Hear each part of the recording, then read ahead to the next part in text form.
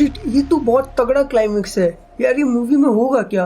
Plane एक इतने speed से आ रही है, एक इतने स्पीड से आ रही है, दोनों को 10 सेकंड के अंदर रोकना पड़ेगा, नहीं तो दोनों टकरा जाएंगे।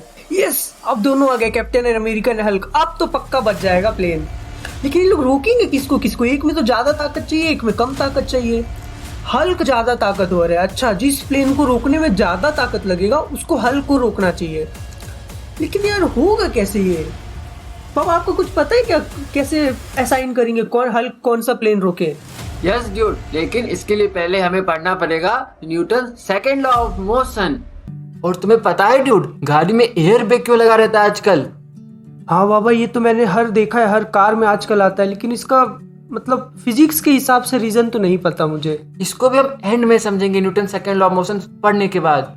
ओके। अब चलो एक बात बताओ ड्यूड, मुझे एक ट्रक है और बहुत कम वेलोसिटी से आ रही है, और यहाँ पे एक रोबोट रखा है डमी। तो ये बताओ, ये हिट होगा तो क्या होगा?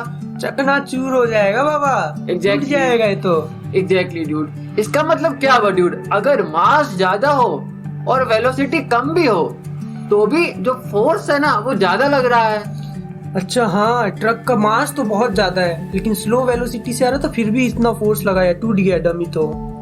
ड्यूड, इस केस को देखो, एक गन से बुलेट फायर हुई है, वेलोसिटी इसकी काफी ज्यादा होती है लेकिन मास बहुत कम होता है, उसके बाद भी इसका इम्पैक्ट देखो ड्यूड। अरे ये तो टूट गया। तो तुम यहाँ पर क्या देख रहे हो? इस केस में ड्यूड मास कम था लेकिन वेलोसिटी काफी ज्यादा थी, उसके कारण इस रोबोट पे काफी हाई इम्पैक्ट आया। ड्यूड, इस केस में देखो, ट्रक के पास मास था काफी ज्यादा और ट्रक की वेलोसिटी कम थी और इसने रोबोट को चकनाचूर कर दिया। सेकंड केस में बुलेट के पास वेलोसिटी बहुत ज्यादा थी लेकिन मास कम था, फिर भी इसने इस रोबोट को चकनाचूर कर दिया। इसका मीनिंग क्या है? पहला मीनिंग तो ये निकल रहा है यहाँ से कि मास और वेलोसिटी कुछ ना कुछ रिलेटेड है फोर्स से, और दूसरा कि मास और वेलोसिटी आपस में मिलकर कुछ ऐसी क्वांटिटी बना रहे हैं जो कि दूसरी चीजों पर इम्पैक्ट ला रहा है, और न्यूटन ने इसी क्वांटिटी को एक प्रोडक्ट के फॉर्म में दिखाया है जो कि होता है मोमेंटम P = m/v। तो अब हम मोमेंटम को समझते हैं। मोमेंटम, जैसा कि मैंने बताया, इज डिनोटेड बाय P और is equal to product of mass and velocity. अब मुझे बताओ, क्योंकि वेलोसिटी एक वेक्टर क्वांटिटी है तो मोमेंटम क्या होगा? Vector quantity. और ड्यूड, तुम ऐसा यूनिट बताओ अब क्या आएगी? ओके, तो मास का ऐसा यूनिट केजी होता है और वेलोसिटी का होता है मीटर पर सेकेंड, तो दोनों का इंटू करेंगे तो हो जाएगा kg meter per second. Very good dude. तो ऐसा unit of momentum is kg meter per second. Dude, कभी ऐसी नौबत आई है तुम्हें धक्का मारने की कार को? हाँ बाबा, बहुत बार। तो ड्यूड, इसका फिजिक्स समझते हैं। ये एक कार है जो कि सेल्फ स्टार्ट नहीं हो रही है और इसको मिनिमम हमें 1 मीटर पर सेकेंड की स्पीड पे पहुंचाना पड़ेगा जिसके कारण ये सेल्फ स्टार्ट हो पाए। तो पहले केस में यहाँ पे तुम धक्का मार रहे हो इसको F4 से।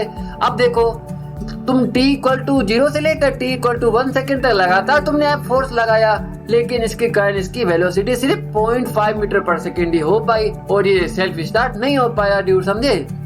ओके। अब सेकेंड केस देखते हैं। इस केस में ड्यूड, तुमने F4 लगाया लेकिन थोड़े ज्यादा टाइम तक लगाया, यानी t = 5 सेकेंड पे, और ये गाड़ी चल पड़ी क्योंकि तुम्हारा वेलोसिटी तुमने कार का 1 मीटर पर सेकेंड कर दिया।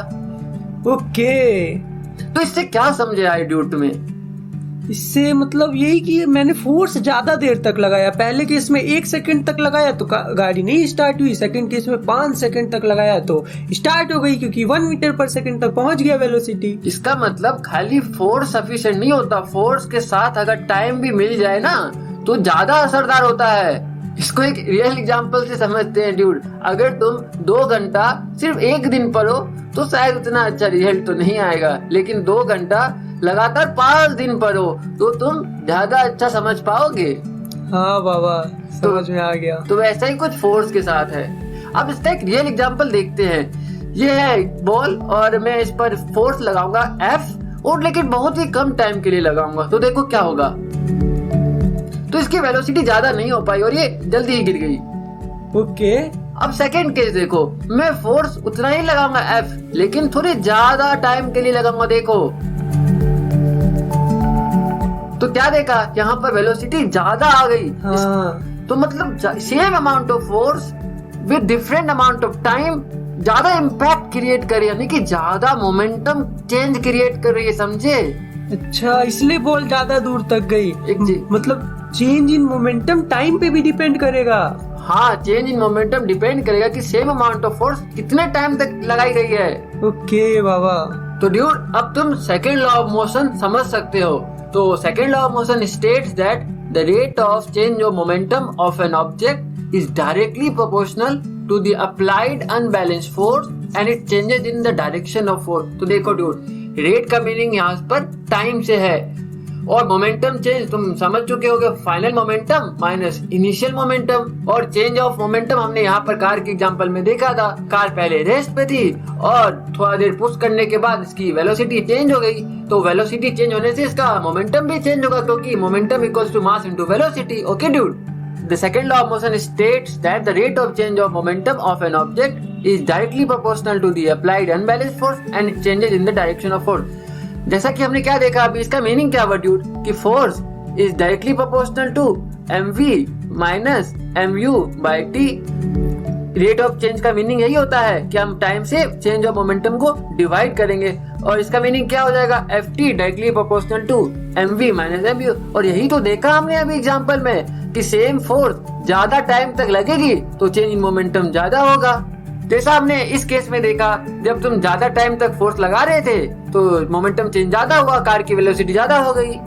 ओके बाबा, अब समझ में। मतलब फोर्स को पहली बार में तो 1 सेकंड के लिए लगाया था तो 0.5 मीटर पर सेकंड चेंज हुआ, जब 5 सेकंड के लिए लगाया था तो 1 मीटर पर सेकंड चेंज हुआ था, मतलब मोमेंटम ज्यादा चेंज हुआ। और इस एग्जांपल में भी तुमने ड्यूड देखा था, सेम फोर्स जब ज्यादा टाइम के लिए लगाया तो मोमेंटम चेंज भी ज्यादा हुआ। हाँ, तो अब थोड़ा डिराइव भी कर लेते हैं सेकेंड लॉ ऑफ मोशन को ड्यूड। देखो, ओके बाबा। ऑब्जेक्ट है जिसका मास m है और t इक्वल टू 0 पर u मीटर पर सेकंड की वेलोसिटी से ये राइट की तरफ जा रहा है, and t equal to t पर इसकी velocity v meter per second हो गई है। तो तुम मुझे बताओ चेंज इन मोमेंटम क्या होगा ड्यूड? चेंज इन मोमेंटम होगा final momentum minus initial momentum. तो फाइनल मोमेंटम हो जाएगा mv, इनिशियल मोमेंटम है mu, तो mv माइनस mu। और यहाँ पर ये ध्यान रखना ड्यूड, ये जो फोर्स है ये कांस्टेंट फोर्स है जो throughout time t applied की गई है। ओके बाबा। तो अभी हमने क्या देखा, change in momentum equals to mv minus mu, और हमने ये भी पढ़ा था कि जो फोर्स होता है वो डायरेक्टली प्रोपोर्शनल होता है चेंज इन मोमेंटम के। हाँ, जितना ज्यादा फोर्स लगाएंगे उतना ज्यादा मोमेंटम चेंज होगा।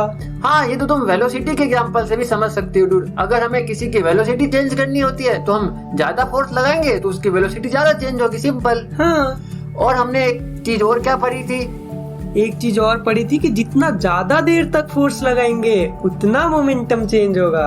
एग्जैक्टली। तो ft directly proportional to change in momentum. इसका मीनिंग क्या हुआ डूड? देखो, f directly proportional to m v minus u by t। हाँ, इसका मीनिंग क्या हुआ dude? f directly proportional to, मैं बताऊंगा। अच्छा, v minus u by T a है। Very good dude. f directly proportional to ma। और जब भी हमें ये डायरेक्टली प्रोपोर्शनल का साइन हटाना होता है तो वहाँ पर एक इक्वालिटी का साइन लगाते हैं और एक कांस्टेंट ऑफ प्रोपोर्शनलिटी लाते हैं। बाबा, लेकिन k का वैल्यू क्या होगा इधर? तो इसके लिए एक ट्रिक खेलते हैं डूड। देखो, अगर हमें फोर्स की वैल्यू 1 यूनिट चाहिए तो तुम क्या करोगे डूड, मुझे बताओ। 1 यूनिट चाहिए तो मैं सिंपल सा मास 1 ले लूंगा, एक्सेलरेशन 1 ले लूंगा। अच्छा, तो ये 1 हो गया, मास भी 1 हो गया, तो k का भी वैल्यू भी 1 ले लूंगा तो 1 आ जाएगा। अच्छा, ऐसा बोल रहे हो? हाँ ड्यूड, तो k की वैल्यू 1 हो गई, तो अब क्या आ गया dude? f equals to ma, और फोर्स की SI यूनिट होती है न्यूटन। ओके। अब मुझे बताओ 1 न्यूटन इक्वल्स टू क्या आएगा? 1 न्यूटन आएगा, मास का है kg और एक्सेलरेशन का होता है मीटर पर सेकंड स्क्वायर। तो 1 न्यूटन आ जाएगा 1 kg metre per second square. Exactly. तो हम इसे भी SI यूनिट ऑफ फोर्स कहते हैं, या तो हम न्यूटन भी लिख सकते हैं, और 1 न्यूटन का मीनिंग होता है 1 kg metre per second square. अब हम इस इक्वेशन का इम्पोर्टेंस समझते हैं। तो F इक्वल्स टू ma में ये जो F है ना ड्यूड, ये F नेट है, जो कि हमने अनबैलेंस फोर्स में पढ़ा था कि F net is not equal to zero. Exactly और एफ नेट का मीनिंग होता है sum of all the forces. तो सेकंड लॉ ऑफ मोशन में जो है ना, the rate of change of momentum of an object is directly proportional to the applied unbalanced force, समझे? ओके। और यहाँ पर जो m है वो mass of the object on which force is acting. इसका मीनिंग समझो क्या हुआ। मान के चलो एक कार है और इसका मास है m, इस पर लग रहा है फोर्स F, तो F इक्वल्स टू ma अगर हम लिखेंगे ना, अगर ये फ्रिक्शन लेस है, इमेजिन करो, तो m हो गया मास ऑफ कार, a है एक्सीलरेशन ऑफ कार और F है इस पर लगने वाला एक्सटर्नल अनबैलेंस्ड फोर्स जो कि हम पुश करके लगा रहे हैं, समझे? समझ गया बाबा। Okay dude. अब एक बहुत इंपॉर्टेंट चीज हम समझते हैं। फर्स्ट लॉ ऑफ मोशन में न्यूटन ने क्या कहा था ड्यूड, कि हमें किसी का स्टेट ऑफ मोशन चेंज करना है, यानी कि वेलोसिटी चेंज करनी है तो हमें फोर्स लगाना पड़ेगा, है ना? हाँ। लेकिन न्यूटन ने ये नहीं कहा था कि कितना फोर्स लगाना पड़ेगा, समझे? हाँ। तो सेकेंड लॉ ऑफ मोशन में हमने क्या सीखा, F इक्वल टू ma, यानी कि F equal to m v minus u by T, यानी कि अगर हमें पता हो उसका वेलोसिटी चेंज कितना करना है, कितने टाइम के अंदर करना है, तो हम कैलकुलेट कर सकते हैं F की वैल्यू, समझे? समझ गया बाबा। ऐसे तो समझ में आ रहा है, लेकिन मैं जानता हूँ बिना क्वेश्चन बनाए तो घुसेगा नहीं दिमाग में। एग्जैक्टली लेकिन एक चीज और ध्यान रखो ड्यूड, तुम सेकेंड लॉ के हेल्प से फर्स्ट लॉ को भी समझ सकते हो। देखो फर्स्ट लॉ में क्या था, अगर किसी ऑब्जेक्ट पर नेट फोर्स जीरो है तो वो अपना स्टेट ऑफ मोशन चेंज नहीं करेगा, देखा था ना? हाँ। तो F इक्वल टू जीरो रखो यहाँ पर, तो क्या आ जाएगा, 0 into T equals to mv minus mu। हाँ। इसका मीनिंग क्या हो गया, mv इक्वल्स टू mu। हाँ। इसका मीनिंग क्या हो गया, v इक्वल्स टू u। मतलब फाइनल और इनिशियल वेलोसिटी सेम है, इसका मतलब स्पीड में कोई चेंज ही नहीं हुआ, इसका मतलब सेम स्टेट ऑफ मोशन में है और वो यूनिफॉर्म वेलोसिटी से चलता जाएगा क्योंकि डायरेक्शन और स्पीड दोनों ही कांस्टेंट रहेगी। यही तो था first law of motion. Okay. जब भी एक्सटर्नल फोर्स जीरो या नहीं लग रहा है तो वो यूनिफॉर्म वेलोसिटी में चलेगा। एग्जैक्टली तो हमने देखा सेकंड लॉ की हेल्प से हम फर्स्ट लॉ को भी समझा सकते हैं। ओके बाबा। ड्यूड तुम मुझे एक बात बताओ, कभी कैच पकड़ा है? हाँ। तो काफी बार ऐसा हुआ होगा कि तुम्हें चोट ज्यादा लगती होगी, कभी कभी चोट कम लगती होगी। हाँ बाबा, ऐसा तो हमेशा होता है, लेकिन आज तक समझ नहीं आया ऐसा क्यों होता है। तो इस वीडियो में मुझे बताओ कि ये लड़का क्या गलती कर रहा है। पता नहीं बाबा। अच्छा, तो उसको चेहरे से देख रहे हो काफी चोट लगी है। और ये इस वीडियो में देखो डूड, ये कैसे कैच पकड़ रहा है और काफी खुश सा लग रहा है। हाँ इसमें, हाँ बाबा वही मेरे साथ भी होता है, कभी चोट लगती है कभी नहीं। तो इसको मैथमेटिकली समझते हैं ड्यूड। देखो तो ड्यूड फर्स्ट केस को मैथमेटिकली समझते हैं। F इक्वल्स टू ma होता है equals to m v minus u by T. तो dude ball 10 meter per second की स्पीड से आ रही थी और इसने 0.5 सेकेंड में बॉल को रोक लिया। ओके बाबा।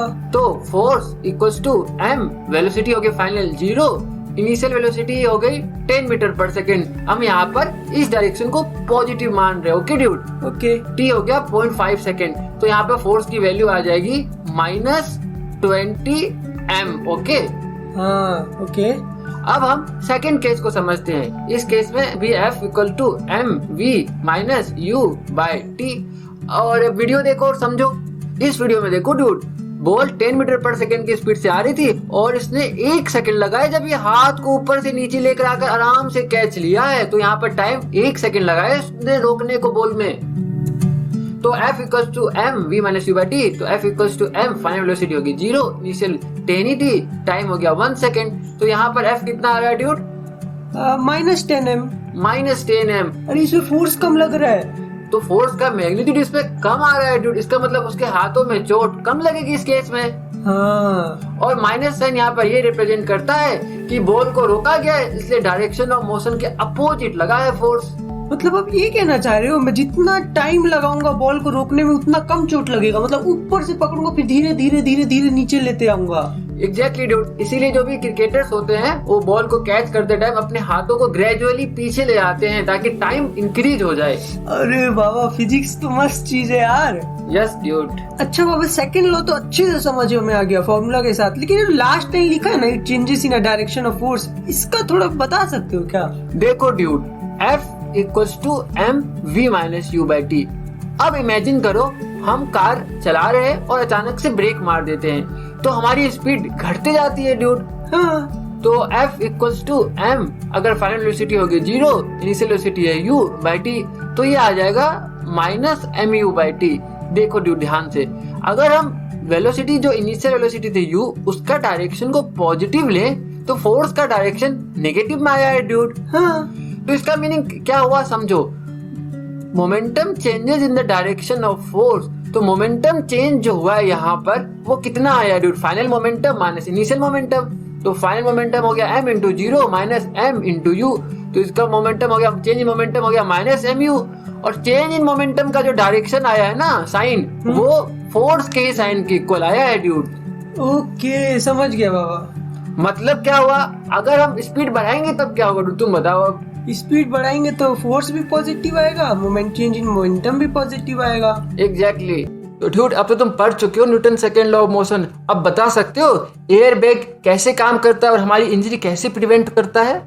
हाँ बाबा, ये जो एयर बैग है ना, हमारा जो मोमेंटम है ना, बहुत स्लोली कम करता है, जिसकी वजह से हमें इंजरी कम लगती है। यस ड्यूड, ये जो यहाँ पर एयर बैग है एक तरह का क्वेश्चन के तरह काम करता है और ये टाइम बढ़ा देता है। और जो हमने देखा था ना formula, F equals to change in momentum upon time taken, तो अगर टाइम बढ़ जाएगा तो फोर्स क्या होगी ड्यूड, कम हो जाएगा। एग्जैक्टली। सिमिलर इफेक्ट तुम देख सकते हो जब तुम एक गिलास को नीचे की तरफ गिराते हो, तो अगर तुम उसे क्वेश्चन पे गिराओ तो वो नहीं टूटता है, जमीन पे गिराते हो तो टूट जाता है। सिमिलरली जो लॉन्ग जंप का गेम होता है ना ओलंपिक में, उसमें भी जो एथलीट है वो सैंड के थ्रू इसीलिए गिरता है ताकि थोड़ा टाइम बढ़ जाए, समझे? हाँ बाबा। तो ड्यूड अब कभी चाटा पड़ेगा ना तो अपने गाल को यूं ही घुमा लेना ताकि फोर्स कम लगे।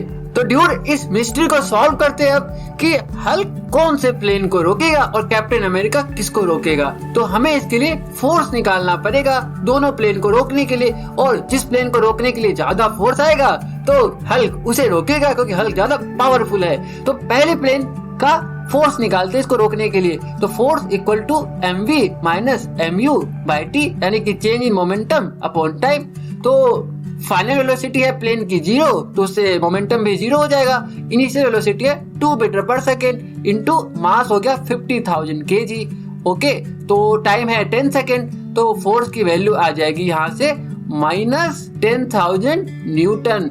और यहाँ पर माइनस साइन रिप्रेजेंट करता है कि फोर्स को लेफ्ट की डायरेक्शन में लगाना पड़ेगा रोकने के लिए। अब सेकंड केस को समझते हैं ड्यूड। सेकंड प्लेन को रोकने के लिए हमें फोर्स लगाना पड़ेगा F equals to mv minus mu by T, और फाइनल वेलोसिटी है 0, इनिशियल वेलोसिटी है 100 मीटर पर सेकेंड, मास है 2000 kg। तो ये आ जाएगा हमारा, डिवाइड करेंगे 10 से, तो force equals to minus 20,000 newton. तो मैग्नीट्यूड ऑफ फोर्स अगर हम देखें तो सेकेंड प्लेन पर ज्यादा फोर्स लगाना पड़ेगा रोकने के लिए, और इसको रोकेगा हल्क। एक सेकेंड ड्यूड, तुम यहाँ पर मेरे से ये नहीं पूछे कि यहाँ पर माइनस साइन का क्या मीनिंग है? ये तो पता ही है बाबा, ऑपोजिट मतलब उसको रोकने के लिए इस डायरेक्शन में फोर्स लगाना पड़ेगा। और अब ध्यान रखना ड्यूड, जब हम प्लेन 1 का क्वेश्चन सॉल्व कर रहे थे ना कि मोमेंटम चेंज कितना आएगा, तो हमने वेलोसिटी की डायरेक्शन को राइट डायरेक्शन में पॉजिटिव लिया था और प्लेन 2 में लेफ्ट डायरेक्शन को पॉजिटिव लिया था। और माइनस साइन का मीनिंग है यहाँ पर कि फोर्स राइट की तरफ लगाएगा। तो अब देख सकते हो हल्क ने इस प्लेन को रोक लिया और कैप्टन अमेरिका ने इस प्लेन को रोक लिया, और सब बच गए। सब बच गए। अब तुम्हें भी बचना है तो तुम्हें अपना मोमेंटम चेंज कम टाइम में करना पड़ेगा, और उसके लिए तुम्हें ज्यादा क्वेश्चंस करने पड़ेंगे ड्यूड। ओके बाबा।